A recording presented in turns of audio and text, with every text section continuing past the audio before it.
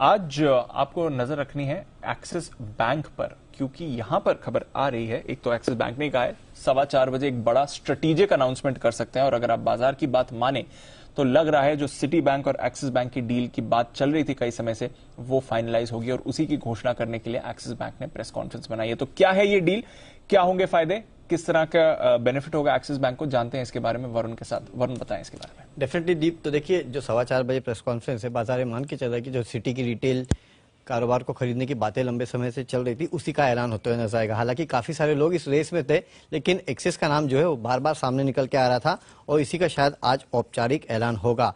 तो सिटी अपने रिटेल कारोबार को दरअसल बेचने जा रहा है। सन 2000 में इन्होंने एनबीएफसी और क्रेडिट कार्ड का विस्तार जो है वो भारत में किया था, और खासकर जो सैलरी अकाउंट है उसमें कामकाज शुरू करने वाली यह पहला बैंक था।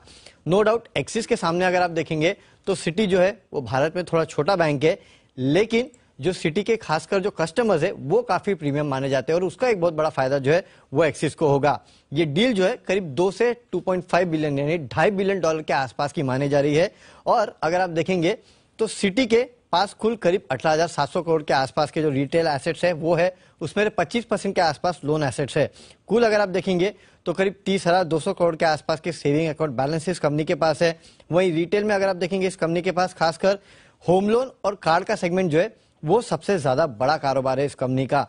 सिटी बैंक के पास कुल ग्राहक अगर आप देखेंगे 2.5 मिलियन के आसपास है, 1.2 मिलियन लोन अकाउंट्स है इनके पास, 35 ब्रांच, 4,000 कर्मचारी और 2.6 मिलियन क्रेडिट कार्ड होल्डर्स जो है इस कंपनी के पास है। उस लिहाज से अगर आप देखेंगे तो सिटी का जो मार्केट शेयर है करीब 4% के आसपास निकल के आता है। हालांकि फर्स्ट मूवर एडवांटेज इनके पास था, लेकिन जो ग्रोथ रेट रही है इनके क्रेडिट कार्ड बिजनेस में वो ज्यादा नहीं रही है। पिछले 10 साल में अगर आप देखेंगे तो करीब 1.5% के आसपास की ग्रोथ जो है इनके पास रही है।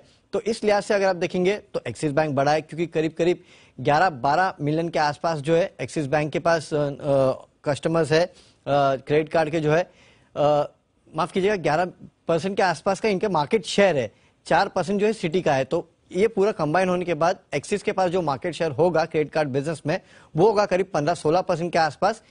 नो डाउट इस पूरे मर्जर के बाद भी एक्सिस जो है नंबर 4 पे रहने वाला है। पहला एचडीएफसी, फिर एसबीआई कार्ड, फिर आईसीआईसीआई और फिर एक्सिस का नंबर आएगा।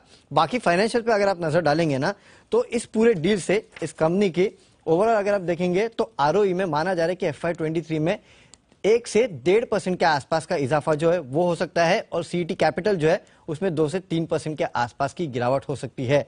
तो इन एंड ऑल अगर आप देखेंगे तो वैसे तो ये माना जा रहा था कि बाकी बैंक्स के लिए खासकर कोटक के लिए शायद ये डील जो है ज्यादा बेटर होती, लेकिन माना जा रहा है कि अब एक्सिस खरीदेगा।